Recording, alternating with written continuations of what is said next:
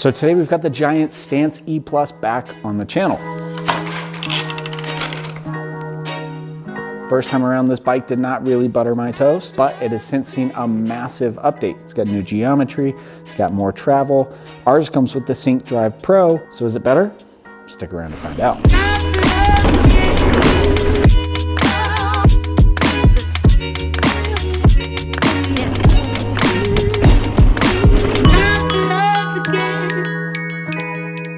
All right, so the Stance E Plus is Giant's budget or value-oriented full suspension e-bike. And currently, the one we're riding, the One Pro, is on sale for $4,000, which is a hell of a deal for a full suspension EMTB. Normally, I don't bring up price or value when I talk about bikes in these reviews, but when there's a bike that offers such great value, it's kind of hard not to. So one of the ways Giant gets the price so low is with this suspension design. This is the flex point suspension, so it's a flex stay design instead of the nicer Maestro that you find on Giant's higher end bikes. The other way Giant can do this is on most of the builds, this bike will come with the SyncDrive Sport system and motor, which is a little bit lower power, not quite as nice as the SyncDrive Pro that we have on our bike. The SyncDrive Pro is a pretty remarkable drive system. It's actually still to this day one of my favorites.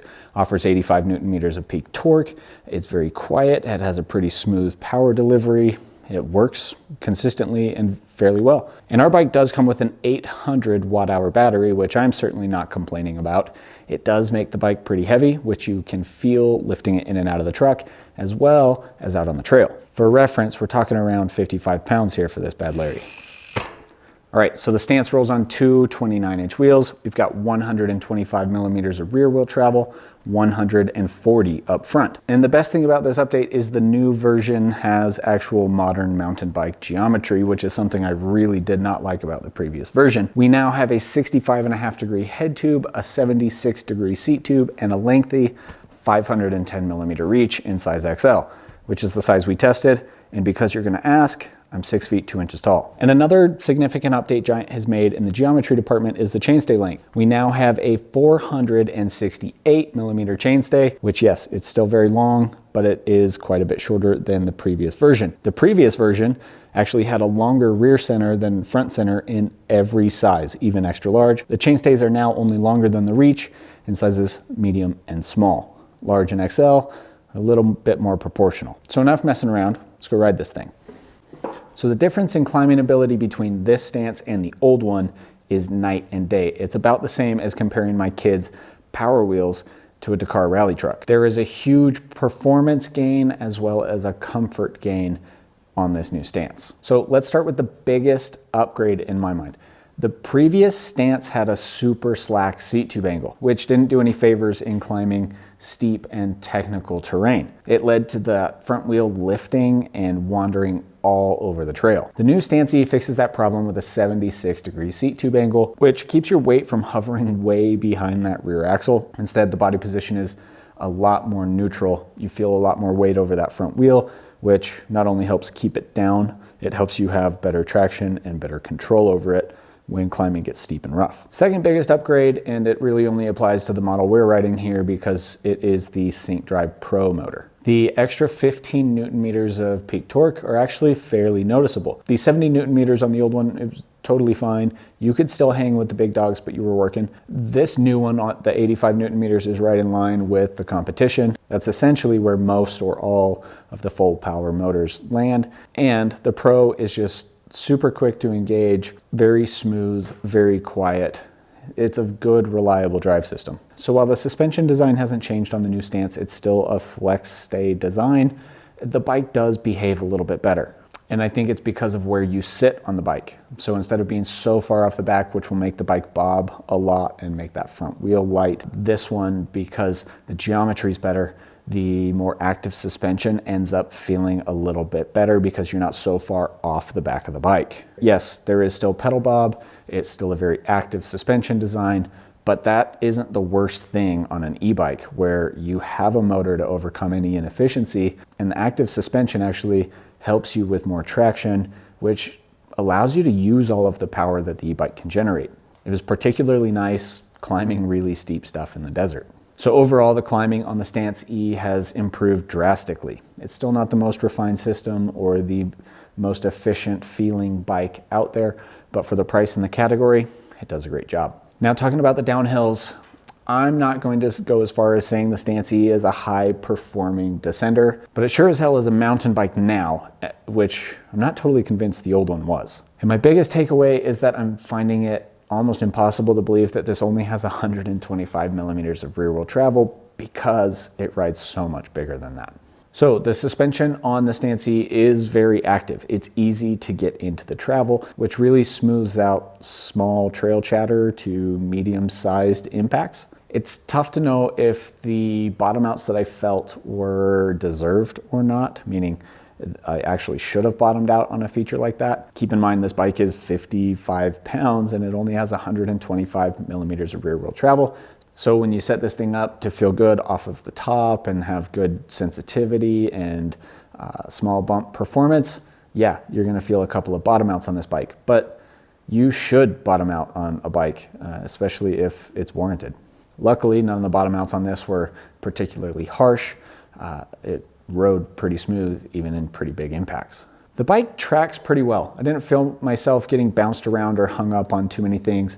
I did notice maybe the fork not being quite robust enough for how big and heavy this bike is and how fast you can end up riding on it. Bigger diameter fork would be something that I'd consider upgrading to if I bought the Stance. Overall though, I'm pretty impressed with how the suspension feels. It is a little bit funny because the suspension design doesn't change from the previous version, but this one just feels so much more confident and planted and just better on the descents. And I think that's due to the geometry, which is the biggest factor in how well this bike descends.